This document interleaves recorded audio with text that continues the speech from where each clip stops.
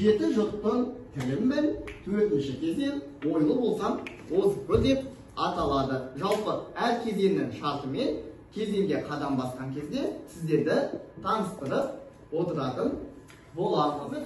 Жүйрік болсам шауып көр. Бұл кезең бізде 5 ұпаймен бағаланады. Әр дұрыс айтылған тақырыпқа сай мақалға 5 ұпайдан беріп отырады. Халықтың баласы бол. Атаңның баласы болма, халықтың баласы бол. Жақсы. Үшінші, төртінші. Сіздер жақсы ма? Бір тапқарына ұпай. Яғни бір қар. Сосын орысша. Сосын ағылшынша.